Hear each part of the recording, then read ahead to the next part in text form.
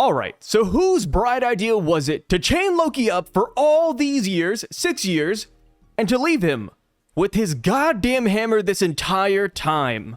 Welcome in, you guys. We got One Piece chapter 1141 titled Older Women. My name is Sai, and today we're just here to talk about the chapter, break it down, and just have some fun. So with that being said, you guys know how this goes. We have to start with the cover page and just work our way down from there. And this week, we saw exactly what we thought we were going to see, right? We got page 1 being beaten up as well. Last week, Ulti was on the chopping block, or should I say dartboard. And this time, it's page 1's turn, right? So we see who's who actually stepping on him. He's got the sword pointed at page 1's neck. And it's pretty funny that this is the case. One, because Yamato is literally outside watching this all unfold. But two, because last week, Ulti said, hey, who's who? You better not touch Peyton. If you do, I will chase you to the depths of hell. And guess what? Who's who did not care. Dude, that threat just went right over his head. And, I mean, it makes sense, right? I mean, it's not like Ulti could do anything.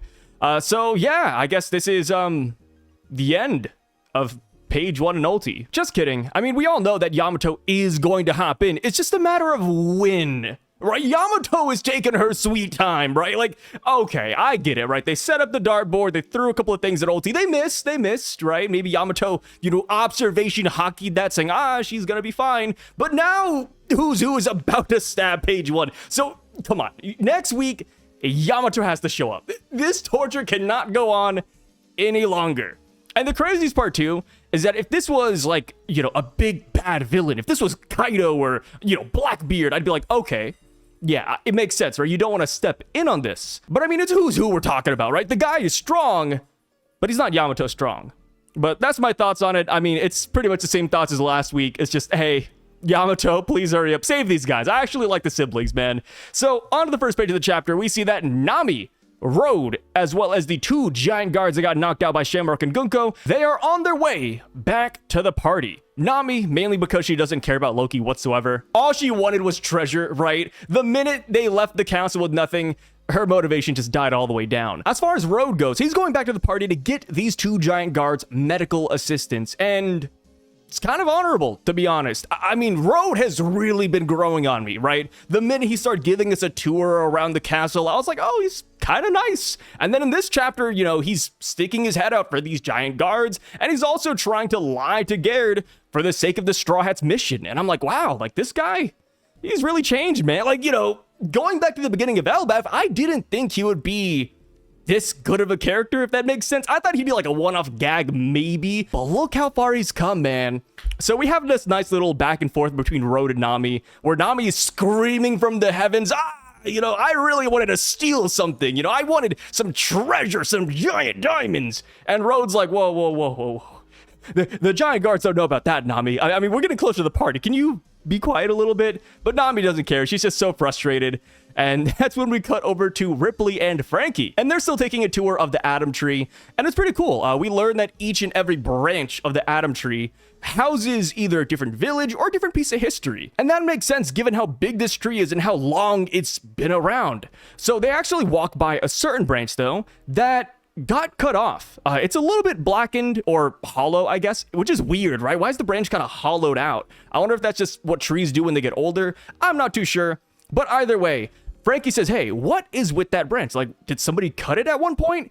And Ripley says that a village named Hagen used to be there. I believe that's how you pronounce it. So, sorry if I mispronounce it, by the way. Dude, Elbaf, I'm struggling over here. I'm struggling.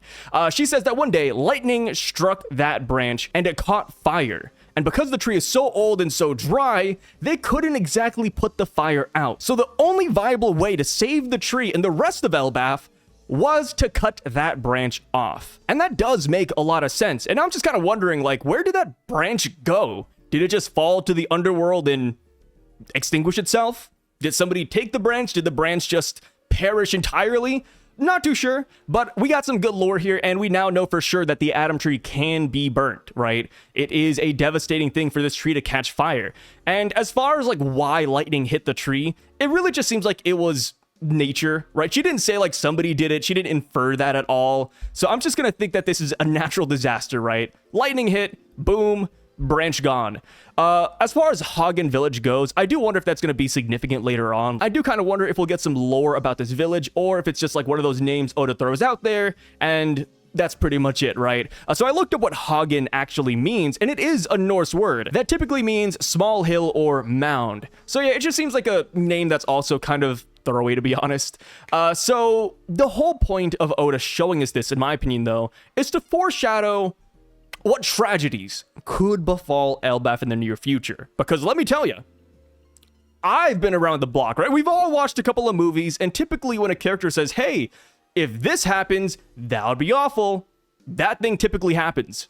And Ripley says, yep, by the way, man, you know, fire and lightning tend to be Elbaf's greatest weakness. It's like, ooh, is this tree gonna catch fire? You know what I mean? Like, it's gonna happen. And then we had the mural, right? In the mural we saw, like 2 or 3 chapters ago, we saw that there was a giant lightning bolt going across the tree. So yeah, I think lightning and fire will be in the near future for Elbaf, sad to say. So now the real question becomes, who's going to produce this lightning or fire? Is it going to be Enel or the Arc Maxim as depicted in the mural? Or will that be because of Luffy and or Loki? Because we do have to remember that Luffy is the sun god. Like, he has those fire abilities. And then, of course, in the second world of the Harley text, the sun god was also known as a god of destruction. So, you know, there could be something there. Outside of that, though, we also have Loki to think about, right? I don't want to skip too far ahead to the end of the chapter, but he does pick up a hammer called Ragnir, which means iron thunder. Ooh, thunder, lightning, ooh, you know what I mean? So there's a lot of good options here, and what could be really cool about all of this, and, you know, if lightning does strike the tree, it would confirm what timeline the mural is taking place in, right? Because that is still a pretty big topic of debate, right? People believe it's the first and second world. Some people think it's the second and third world. Personally, I think it's all the third world, which is also weird too. There's no concrete answer, but if we do get a crazy lightning bolt in the future that hits the tree, then we will have confirmation that, yeah, the right side is the third world. Unless this happened in the past. It's all really convoluted, but, you know, you gotta leave those doors open, right?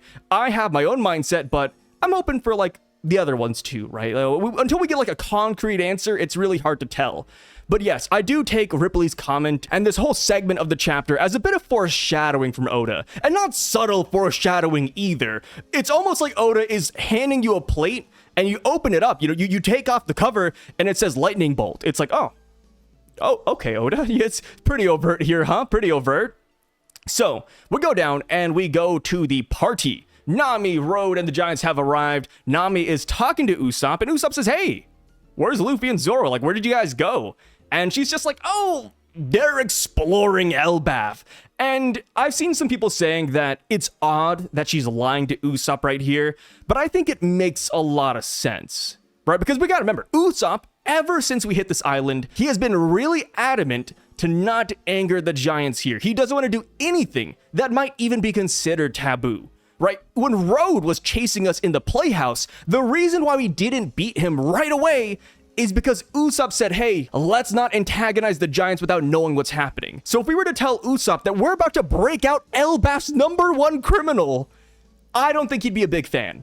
And of course, you gotta remember that we are in the middle of a party and Usopp is really drunk. So, you know, like, that's just like a recipe for disaster. So I understand Nami lying to him.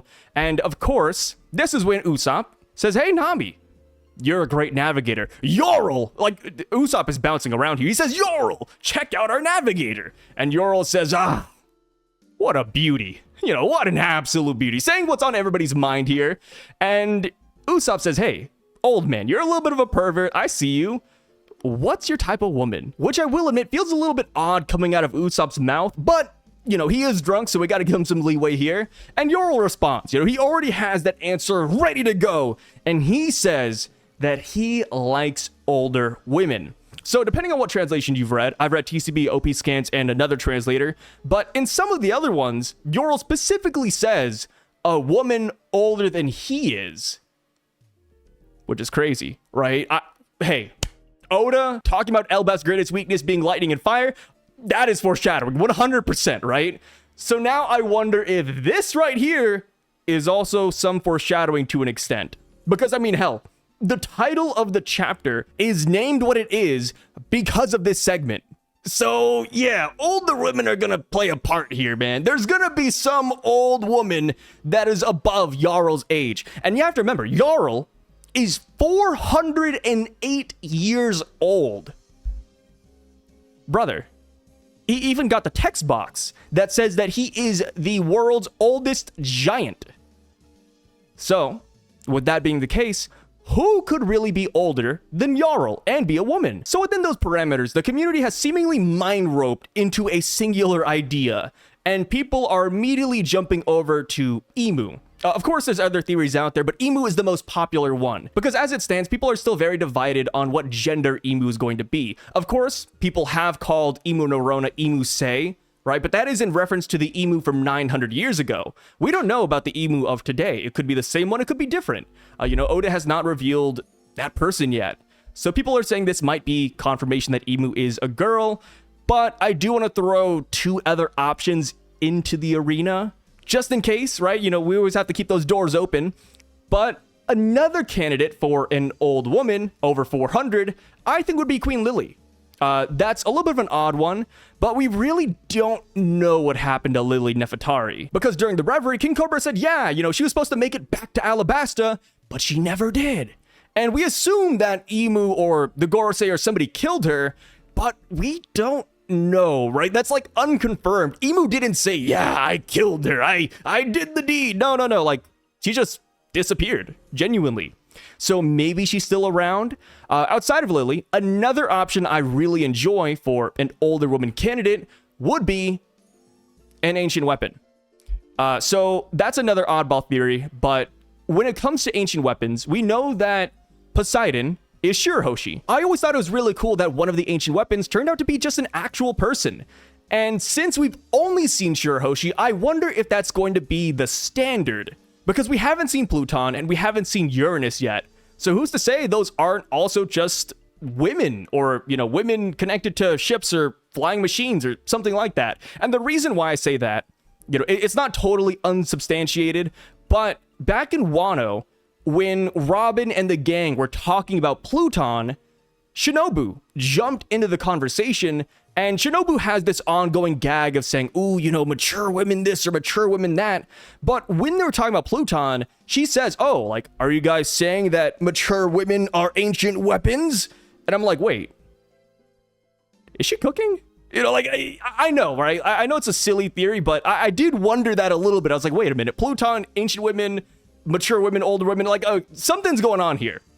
But either way, regardless if it's an ancient weapon, regardless if it's Lily or Emu, there will probably be a woman older than Jarl introduced in the future. It's pretty much there. And then, of course, after Jarl says this, Usopp makes fun of him a little bit, says, hey, Jarl, no way that's gonna happen, man. You're the oldest guy here. Usopp, like, slaps the sword in his head, and Jarl just starts screaming out in pain. It's like, that hurts. Which does confirm... that the sword in Jarl's head actually goes through him. I know that's weird to say because we've seen it for like so many times now and they've described it, but I thought it might just be like one of those trick ones where, they simply slapped him in the head and it's just stuck to the helmet. But no, it's genuinely piercing his skull. Brother, this is the most One Piece thing ever. Like, how do you survive that? Which also, again, people talk about Jarl maybe not getting the facts straight when it comes to Loki and what happened with the King Herald assassination. And now I really don't believe Jarl. Like, you're telling me the only witness that incriminated Loki is a guy that has literally been lobotomized. The sword is going through his head, through his brain. And you're telling me this is who we listen to? Crazy. Loki's being set up, man. Free my guy Loki. So after Usopp finishes giving Jarl some brain, we see Dory step in, and he's really upset, saying, hey, Usopp, don't do that to Elder Jarl. That's, you can't, man. That hurts him. And Usopp, again, uncharacteristically, kind of screams at Dory. He says, shut up, Dory. And I'm like, whoa, like, this is a different Usopp, man. Drunk Usopp is kind of a monster. And this whole scenario is pretty funny to think about because initially, when I first saw drunk Usopp, I was like, man, that sucks, right? Because a lot of bad things are about to happen. Loki got released. The God Knights are about to abduct children. I was like, man, is Usopp gonna be KO'd during this entire segment? Like, is Usopp gonna be worthless unless he sobers up? But now that I see Usopp here, it's like, wait a minute. He kind of has that dog in him, right? Like, over here yelling at Dory, over here slapping swords and just speaking his mind. It's like, wait, is this perhaps the brave Usopp that we've all been looking forward to? Is Usopp just gonna drunkenly go through this arc and just confront people? Because it kind of seems like he would. Like, at this point, like, if Shamrock or a bad guy shows up, would Usopp actually antagonize them without being a coward? The power of alcohol, man. Alcohol can really change a person. And if you want a prime example of that, look at Brook. I didn't notice this the first time reading the chapter, but Brook actually took off his head and attached his head to his crotch. Like, that's how drunk Brook is as well. And you know what they say, man. You spend your whole life asking to see panties that eventually one day you become the panties of yourself by putting your own head down there. I don't know where I was going with that. So we see that Nami talks about Usopp being drunk, and she says, yeah, this can't be helped. Like, we're not going to do anything. It's fine. Like, he always wanted to come here. Oda reinforcing that Elbaf is Usopp's dream. So to the people saying that, oh, Usopp's going to be a side character or he's going to be thrown away, I don't think he is. Like, Oda even says it here, like, this is his dream. Like, this is what he always wanted. So I think there will be some good Usopp payoff, but I'm just not too sure how it's going to come in yet, right? So we go down a little bit more and we see that Sanji's looking for Garrett, just like his, I don't even know what to call him, but like his Roger pirate equivalent Scopper. Sanji is just all about those giant women too, man. So he goes around looking for Garrett, and that is when we see that Garrett and Road are off to the side. And Garrett is actually trying to treat the giant guards that we brought back from Arist Castle. I hope that's how you pronounce it too. Like I said, dude, Elbaf's got me messed up, bro. Give me Japanese words, give me, so I'm Cambodian, I'm Chinese, and I'm Laos, mainly Laos. Throw those words in front of me. I got you, dude. But, when it comes to all this, I'm staggering. So she says that these guys have a lot of bone fractures. And not just that, but one of them's even been stabbed. And we didn't even see that. We saw them get crushed, right? Gunko wrapped them up and started squeezing them with their arrows. But as far as the stab wound goes, we didn't see that go down. So that must mean that Shamrock stepped in and also wanted a part of the action. She says this is all really suspicious. Like, why are they beaten up? Road tries to feign ignorance, saying, oh, I was just walking around the castle so that I could add more details to my mini castle. Garrett says this is all just really sus, like nothing's making sense. She's like, okay, let me just wake up one of these guys and ask them. And Rhode's like, no, they're injured, let them sleep. And she says, well, if that's the case, I'm gonna go to my lobotomized elder Jarl. And he says, no, don't go to the party. And then of course she's like, all right, if I can't go there, if I can't wake these guys up, I'm just gonna beat Rode up instead.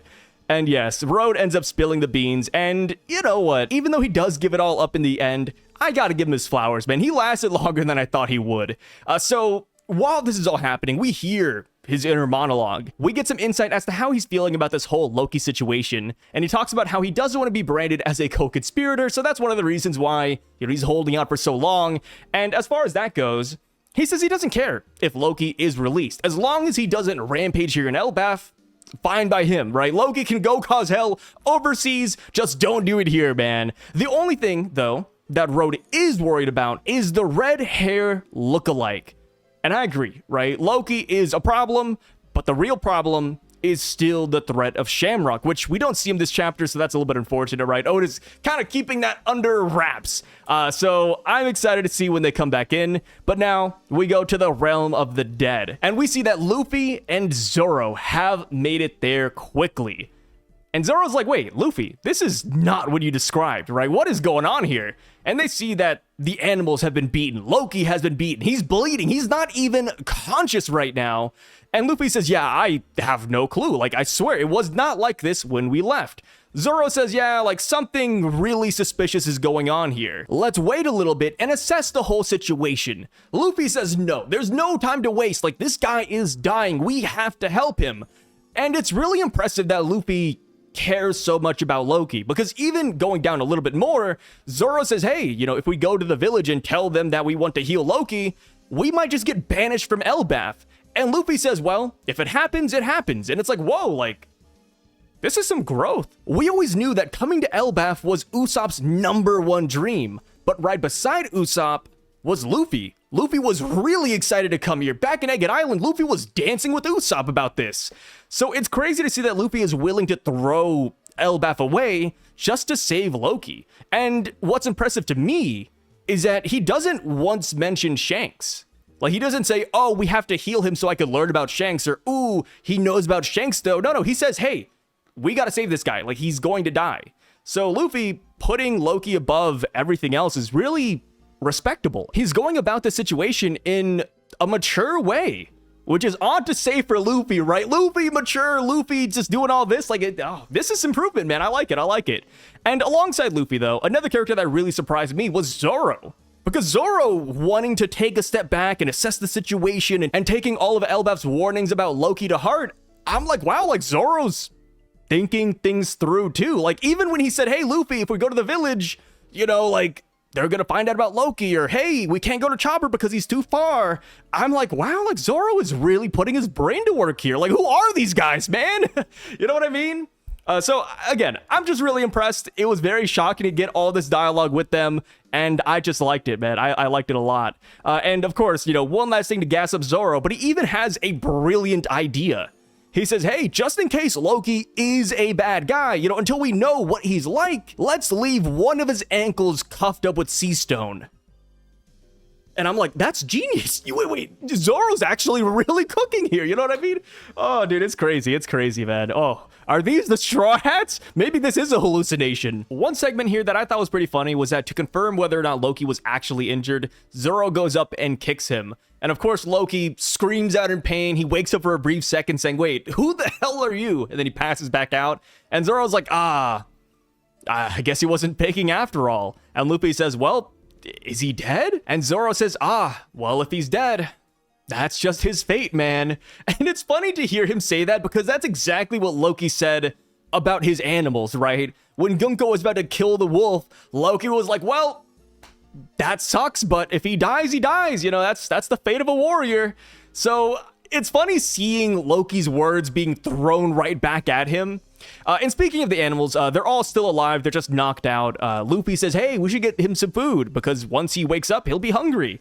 Zoro says, hey, there's animals here. And Luffy turns him down. He says, whoa, Zoro. I know these guys. You know, I know these animals. I'm not eating my Nakama. We don't eat our comrades. I also found this part to be pretty hilarious because Luffy only talked to the animals for, I think, one panel. You know, like, he saw the animals. They're about to kill him. He tamed them. And then that was it. You'll love to see it, right? Luffy's a very basic guy. So after that whole segment, Luffy says, hey, let's go find a doctor first. Let's get him treated. And that is when we see the new giant warrior pirates, Hajruden, Stanson, Garrett, Goldberg, Road, and Sanji. Sanji tagged along because he was looking for Garrett. They're all falling from the sky. They're coming down to stop Luffy and Zoro from freeing Loki, right? Road spilled the beans. Garrett ended up alerting the whole squad, and here they are, rushing down to stop Luffy and Zoro. What's funny is that they're so gung-ho about this that they didn't use the Atom Tree lift, which is something that we haven't seen before, right? When we went up to the Sun Realm, we used a Sun Stone. So now I'm just curious, but what does the Elbaf lift look like, and where is it? Right? Is it like an elevator? Is it a waterfall you can traverse? Is it a gondola? We don't know. So hopefully we see the Elbaf lift soon because I am curious to see how they go from the bottom to the top without the Sunstone. So they're all falling down, and of course they're all about to die. It's a good gag. They're like, hey, we're too high up, guys. Like, the minute we hit the ground, we are dusted. As far as Sanji goes, though, he's fine. Like, Sanji can fly. And he even says, hey, Garrett, don't worry. I'll save you if something happens. Of course, nothing does happen, though, because that is when Luffy jumps in. And he uses a massive Gomu Gomu no Fusen balloon. And it's so big, the biggest in the entire series, that it actually cushioned the blow for 5 giants and their ship. That's crazy, bro. That's an insane feat. You know, back in the day, Luffy stopped the cannonball, you know, a couple of times, you know what I mean? And now he's doing this. Absolutely nuts. You know, this is a Yonko balloon if I've ever seen one. What's funny, though, is that even though Luffy did catch them with his balloon, because he's rubbery, they just ended up flying and blasting off like Team Rocket, and they're still injured. Granted, a lot less injured than if Luffy wasn't there. Another cool thing about this whole segment, like, not only is it funny, but you see that Sanji actually did save Garrett. Like, Garrett is uninjured because Sanji ended up lifting her up anyways, which I do think is a pretty nice little detail. So now that Hajruden and the gang are here, they're like, hey, thanks, Luffy. You saved our lives, man. Thank you, Captain. But at the same time, Luffy, please, stop what you're doing. You know, Loki is a bad guy. He's going to lie to you. Whatever he promised you isn't real. You know, this guy's a menace. He'd stab a friend in the back on a Tuesday. You really should not let him out of those chains. Please. And we get another comedic moment because Zoro says, well, funny you say that, Hajruden. And he says, what? And we got that final page where Loki, a giant who, like Zoro said, is as tall as oars, stands up, and this guy, man, ooh, he is menacing. Everybody screams Loki, and Luffy says, wait, like, I could have sworn he was unconscious. And Hajruden says, wait, stop it, Loki. Let go of Ragnir, put it down. And we see Loki grab the hammer, and oh my god. Oh my god. See, this right here is something that people have been theorizing about for years and years now. Ever since we saw Hajruden, ever since we got to Whole Cake Island and heard about Loki, we all knew that Thor's hammer would be in the series somehow, some way. Or at least, you know, a giant, scary hammer, right? And here we have it. And like I said earlier, man, why did they lock this guy up with his weapon? It makes no sense. It's like how an Impel Down, for example, I guess an Impel Down equivalent would be Crocodile. You know, you're locking Crocodile up, but you're leaving him with his poisonous claw hook. Like, it is detachable. You know, take it off of him. What are you doing? It's like locking up a gunslinger, but also putting his guns in the cell. Like, why are we doing this, man? You know, Loki couldn't have stopped you if you took the hammer, right? Unless it's, like, attached to him.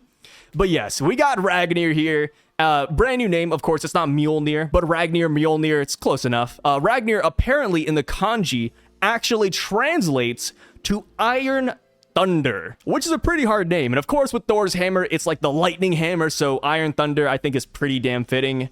And yeah, dude, it is freaking here. And I'm curious, bro, like Loki has the Sea Stone still on him. He cannot use whatever legendary devil fruit he ate here. So it's really just him, weakened, injured, with his hammer.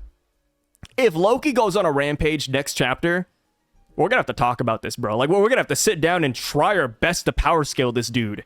Because, like, he is in a near-death state. You know, Gunko beat the living crap out of him. Shamrock stabbed him 3 times with giant Cerberus blades. Like, the thing is, like, you know, if Shamrock stabbed him, he'd be like, oh, okay, like, it's like a little toothpick to this guy. But no, like, the giant Cerberus pierced him. And here he is. And like I said, weakened with Sea Stone. If he gives Luffy, Zoro, Sanji, since he is also here, Hajruden, or anybody a run for their money, I don't want to see Loki at full power. You know, I don't want to see Loki on a good day. But of course, now it does beg the question of what is Loki going to do, right? He's now freed to an extent. So is he going to fight Luffy and Zoro? plus Sanji. Is he going to hold up his end of the bargain, right? Because he did promise Luffy that he would tell him about Shanks. So maybe Loki does something very surprising and he gives Luffy what he came here for, right? I think that'd be pretty cool. Very honorable as well. But, you know, that smile at the end of the chapter, though, man. Ooh, it's hard to read, right? It's really hard to read. It's like a Doflamingo smile in a way, right? Like, what's going on behind those eyes, man? What is he thinking about? You know, so I could see him betraying Luffy. I could see him honoring the deal. I could even see him fighting Hajruden, because Hajruden seems like he wants to run the gauntlet, right? Like, Hajruden wants to stop Loki from destroying Elbaf or running amok. So maybe we get a brotherly feud here, right? We got the half-brothers going at it. And, of course, when it comes to Hajruden, I'm sure he has a lot of other reasons why he doesn't like Loki, but the main reason is because Loki killed King Harold. So maybe Loki tells us what happened that day, or he tries to explain why he killed King Harold. I don't know. But how I feel right now, though, personally, is that he probably doesn't want to talk a lot.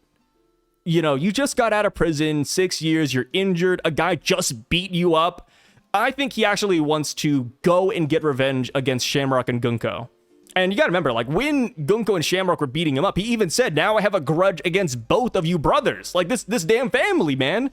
So I could totally see him going up to the Owl Library and fighting the Holy Knights.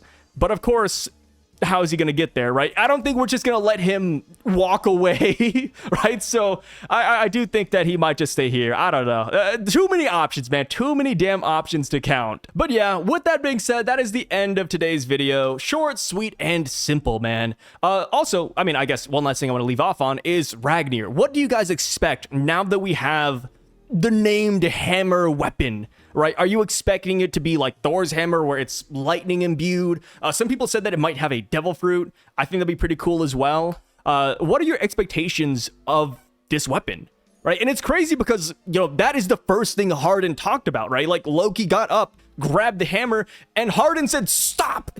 Leave Ragnir alone! You know, drop it, Loki! So, you know, obviously Hajruden is worried about that weapon. So, oh man, something's gonna happen, bro. Something's gonna happen. But yeah, that's it, guys. Let me know what you thought about this chapter down below. I would love to hear all your theories, what you're excited about, all your observations, or anything I missed. I would love to hear it because guess what? We're gonna do a video about the comment section here in a couple of days. So if you drop your words down below, we may end up reading it. And now, for some shameless plugs, but if you want to check out my gaming content, I do have a YouTube channel named Syvduck where I post gameplay. Oh, sorry, like knock the mic. Where I post gameplay clips. I also stream over on Twitch every other day as well at Syvduck2. And I also have an anime reaction channel named Somnus, where I'm reacting to Solo Leveling, Dragon Ball Daima, which I guess ends today, Sakamoto Days, and also ReZero, and whatever else is very popular. But again, I'll catch you guys later. Hope you have a great rest of your day. Have a good Friday. Have a good weekend. And thanks for being here. I really, really appreciate you guys. Peace out.